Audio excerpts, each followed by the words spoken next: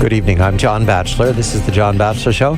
My colleague and friend Mary Kissel of the editorial board of the Wall Street Journal joins me.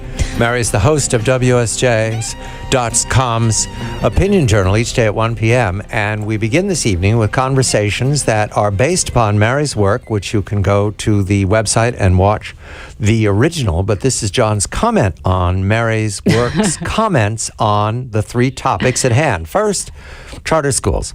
You spoke to President Reese of a charter school lobby in Washington. I didn't know it existed. National Charter School Lobby. National Alliance for Public Charter Schools. Thank you. It had a formal name, and I don't have the website up in front of me.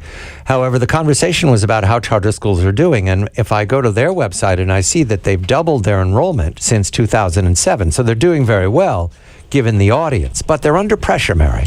And in your conversation with the president, and also I went to their annual convention that was held at the beginning of July in Washington, I believe, and saw a presentation by Campbell Brown, who is a former broadcaster, a very nice woman who's married and has children now and has volunteered her services because she's a wonderful national spokesperson to help with charter schools against what? That's the puzzle here. What the resistance is. These are public schools, correct, Mary? Yes, I had Nina on the show today because I think there's a lot of misinformation out there about charter schools. And so I said, Nina, why don't you come on the show and just answer some of these questions. This is Nina Reese, the president. This is Nina Reese, the president, National Alliance for Public Charter Schools. It's www.publiccharters.org. So I said, Nina, come on the show and just educate us a little bit about what these schools are. And the first thing I asked her is, are they public schools?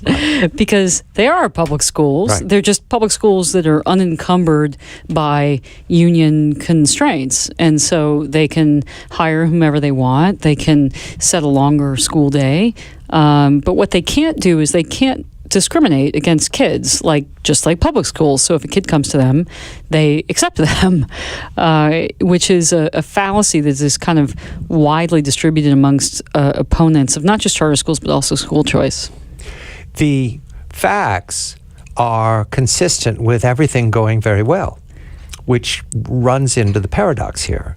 Why it is that the teachers union resists. And from what I heard from your conversation with Nina Reese and then listening to Campbell Brown's presentation, which is about 6 weeks ago, the resistance seems to be because the union does not want any interference in its ruling about who is a teacher, who is not a teacher, tenure for teachers, protection of teachers that are under investigation. And so it looks like the resistance is all about the teachers, not about the students, not about the performance of the students, right, but about the rules for teachers. And the rules are, okay, they're a product of union politics these many years with the government in New York and other governments. And what told me things are going well, Mary, is that I read in the news that Campbell Brown, who is a very hard-working volunteer, very nice lady, was smeared by someone who believes that she is going to upset the union's domination. That's the only way I can do this shorthanded. It's so bizarre. But John, don't, and listeners, don't take our word for it.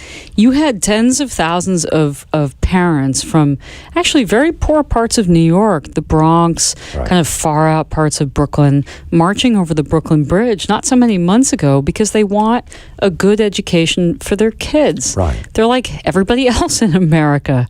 And, the charter school movement is a bipartisan movement.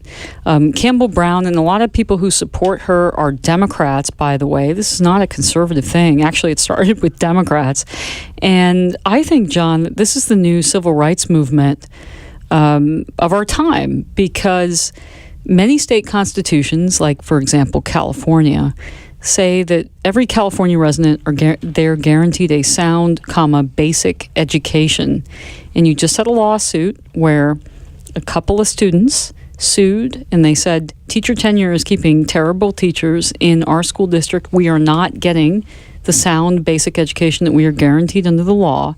And that is unlawful. And the court agreed with them. And Campbell Brown, the reason Campbell Brown is getting attacked is because she and Jay Lefkowitz, who's an attorney here in town, he actually served under the Bush administration as a human rights advocate. That's a separate story. they are helping a group of students in New York bring the same lawsuit to say, look, it doesn't matter how much money our parents make. We are guaranteed the same education as somebody who's living in a big posh apartment on the Upper East Side. And I think it's a hard argument to contest. And I think ultimately these cases are going to go up all the way to the Supreme Court, because I think that the teachers union is going to fight them tooth and nail. Another contest I learned from your conversation with Joe Rago of the editorial board, a colleague of yours, is that Amazon, which I adore because I shop on it routinely, Amazon is in some fashion in contest with Apple, which I adore. I'm surrounded by Apple products right here, over the pricing of books. If I say it incorrectly, Mary, I learned from your conversation with Joe that Apple wants the publishers to be able to set the price they want and enjoy their profits or not. Amazon wants to set prices for itself, and often those are loss leaders. That's marketing talk to get people onto our site. It seems to me at this point that the Justice Department is or is not involved in this. There was some mention of justice, and I didn't quite understand why justice cares. We should have explained that a little better. So Amazon went to the Department of Justice and said, we think that Apple is doing something illegal. Please intervene on behalf of Apple. And so the Justice Department did. And they brought suit against Apple for striking deals with publishers, which from our editorial page perspective is completely legal. Apple was saying, look, we don't want Amazon to dominate the market. We're going to go to these publishers with a different pricing model. Right. And the DOJ kind of got in the middle of it and said, you know what, we're going to side with Amazon. I know. Look at your eyes. I wish that like listeners out there could see your eyes, because they're huge right now. I know. I used to be an author. It's kind of like, what? Yeah, I know. Okay, fine. Right. Well, the battle of the giants. We'll come back to this. Now, one more detail. You spoke to one of your colleagues today, an editor in your book section. Oh, Barry Weiss. Right. And this is about fun. The new words that I wouldn't have believed were words. This isn't about Scrabble words. This is about actual words being entered into the Oxford Dictionary. Yeah, just the online dictionary, though, according to Barry, not the print edition, FYI. Does that make me feel better? I don't know. All right. I looked at the list, and Mary, one of the reasons it's easy to move on to eternity, that's a polite way of saying leave the earth, is that the language is no longer acceptable. And we're edging toward that for me, because some of these words really? I just couldn't. YOLO? Oh, you only live once? Come on, John. But how about mansplain? I like this one. I like this one a lot. You like mansplain? Yeah. SMH? There are a lot of words that aren't words. How do you pronounce SMH? How about cray, John? It's just a shorthand for crazy. Or hot diggity. Now, that was a word 100 years ago. I think they're recycling and they're claiming to be new. There's some other things that I didn't get. Vape. And there was one about vape. How do you not get that? There was one. It's vape. It's to inhale an electronic cigarette. I think John. you have to be able to manage the smartphones with the short words that you're using. Vape. There was another one about a beard on a neck, which seemed to me we don't need a word for it. I think I missed that one. A neck beard? Oh yes, neck beard. Right. Do we need a word for that? Right. A growth of hair on a man's neck, especially when regarded as indicative of poor grooming. That's not you, John Batchelor. No, I understand that, but I didn't understand why we needed a word for it. We also had, and I want to go to my list here, humble brag I got, because you and Barry talked about that. So, absolutely. So I'm educated on that. But who needs listicle? Who needs clickbait? Why do we need these words? And amazeballs. Well, clickbait, as Barry said, was our segment today. You want to bait people into clicking on it. All right, but we have tens of thousands of people clicking on it. Job well done, Barry. Thank you. Amazeballs.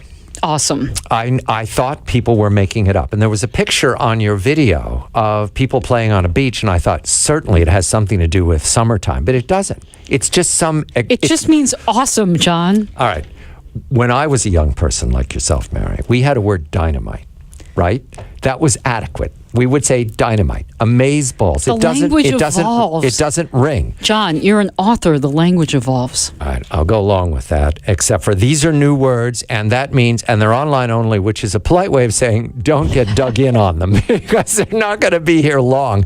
Hot mess. That's not even one word, Mary. It's two words. Yeah, but that I think is also a phrase that's been around for a long time, right, John? All right, we're going to go to a word we all know well from our past. We've worried about this for some time, and the word is squeegee. And when we come back, has it returned to New York, and what does it mean about governance? Mary Kissel, the editorial board of the Wall Street Journal, and her debate on Opinion Journal is available for all of you to click on right now. Clickbait on right now with Barry Weiss about words like amazeballs. Amazeballs. I'm John Batchelor.